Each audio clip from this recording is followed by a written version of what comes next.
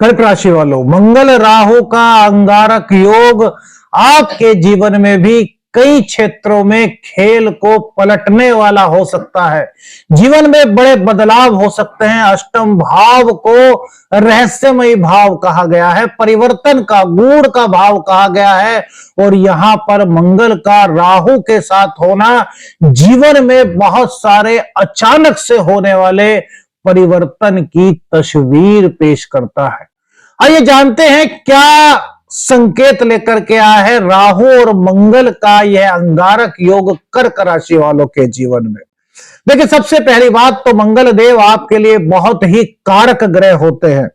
यह आपके प्रेम के, संतान के, सुख के और इसी के साथ साथ शिक्षा के स्वामी होते हैं।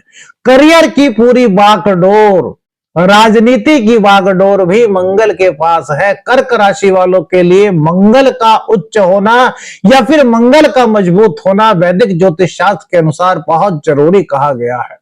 अब यही मंगल जब राहु के साथ अष्टम भाव में आकर के बैठ गया है तो यह अचानक होने वाले परिवर्तनों को दावत देता है, न्योता देता है। कैसे, क्या? देखिए, राहु की अभिलाषा क्या है कि वो चाहता है कि जिस पर उसकी नजर है उसे हर हालत में वो चीज चाहिए। और मंगल के अंदर ऊर्जा है। मंगल कहता है कि भैया मैं अपनी ऊर्जा के बल पर जो करना चाहूं वो कर सकता हूं।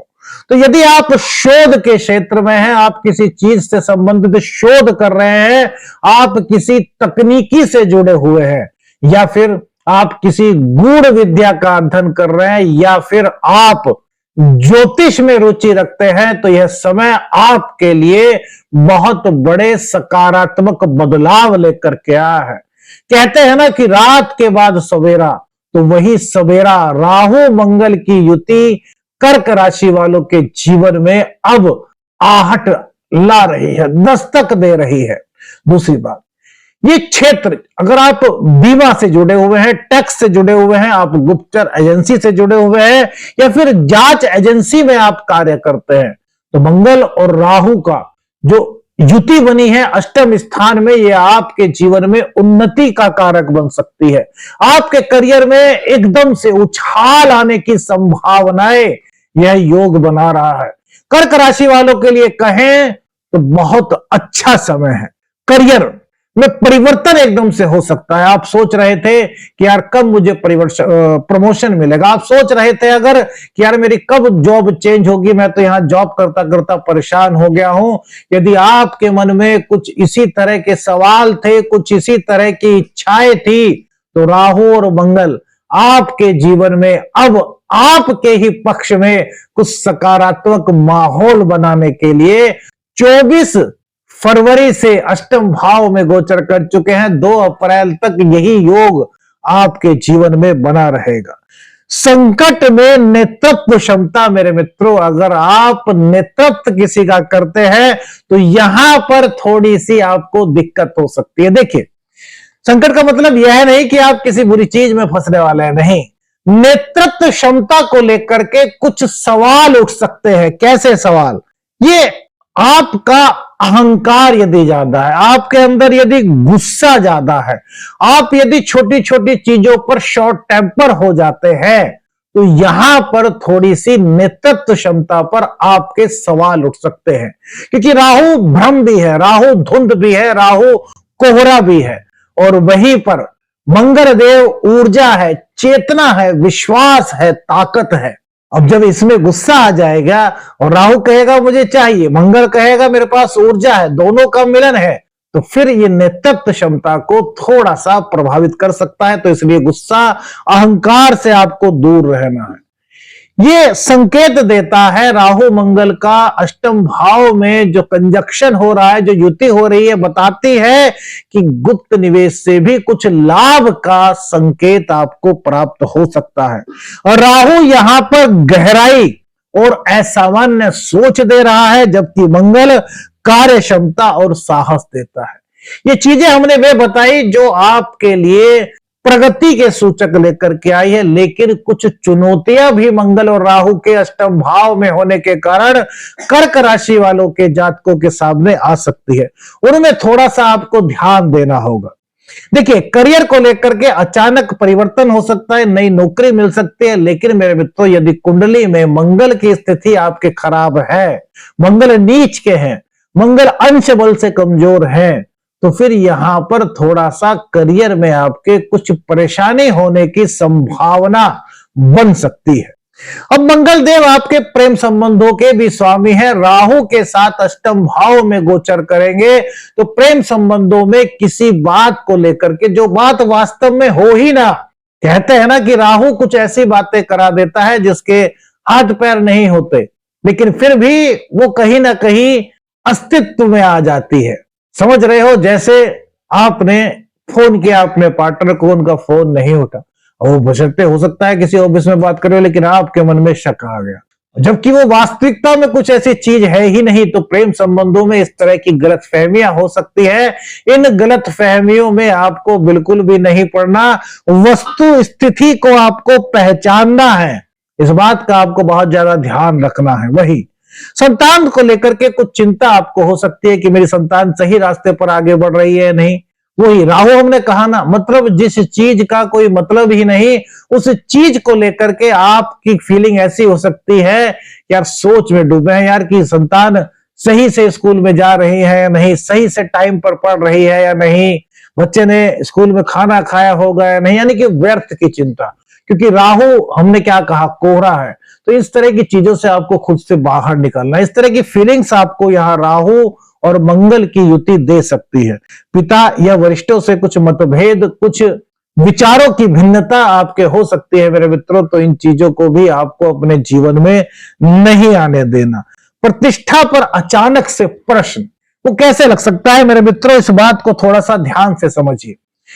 राहु और मंगल दोनों की दृष्टि सप्तम भाव पर रहेगी, सेकंड हाउस पर रहेगी। सेकंड हाउस आपके परिवार का है, और वही 10th हाउस के लॉर्ड है मंगल, जो कि अष्टम स्थान में रहेंगे। यदि आप अपना व्यवहार अच्छा नहीं रखेंगे, आपकी वाणी अगर मधुर नहीं होगी, आप अगर क्रोध अधिक करेंगे, आप जल्दबाजी में निर्णय लेंगे, तो ये आपकी प्रतिष्ठा पर कुछ सवाल खड़े कर सकता है।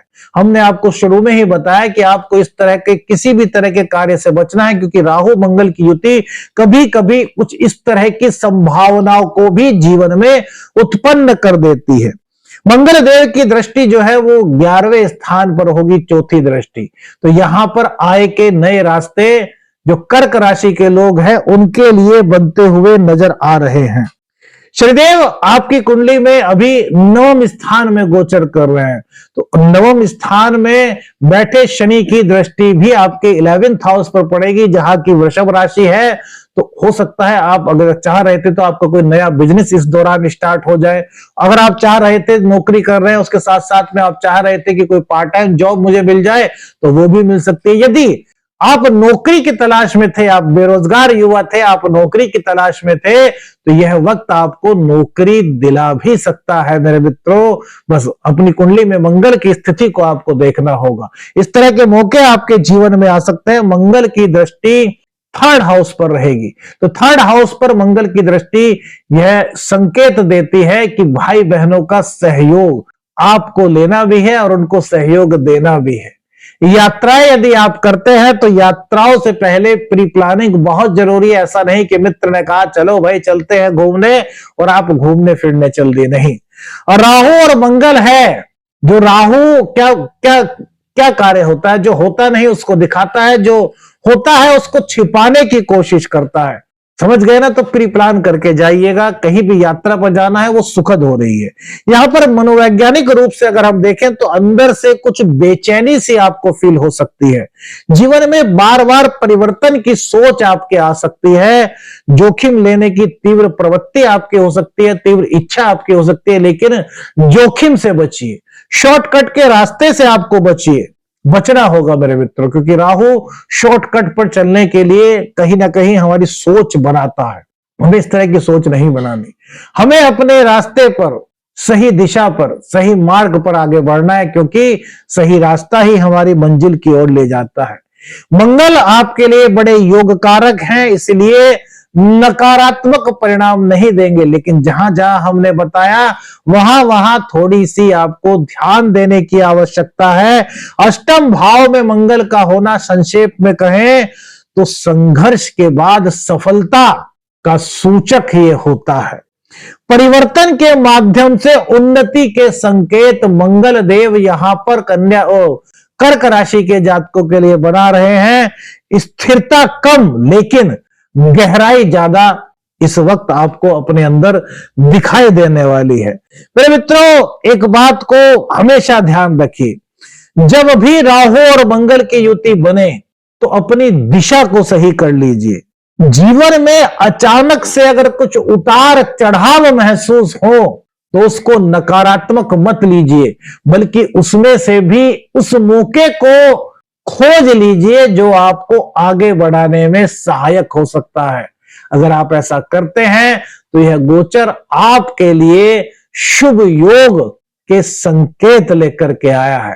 क्या उपाय करें, क्या सरल ज्योतिषीय उपाय करें कि इस योग के कारण हमारे जो शुभत्व की जो वृद्धि है वो काफी अधिक हो सके, हमारे जीवन में हमें और अधिक पॉजिटिविटी महसूस हो सके। तो मंगलवार को हनुमान जी के मंदिर में चले जाइए और हनुमान जी को चोला चढ़ाइए। मेरे मित्रों, यह आपके जीवन में हनुमान जी की कृपा से कई तरह की नेगेटिविटी को दूर करने में आपकी मदद करेगा और आपको पॉजिटिविटी यहां पर फील हो सकती है। वीडियो कैसी लगी अपनी राय हमें अवश्य दीजिएगा। आदेश लख निरंजन। हर हर महादेव।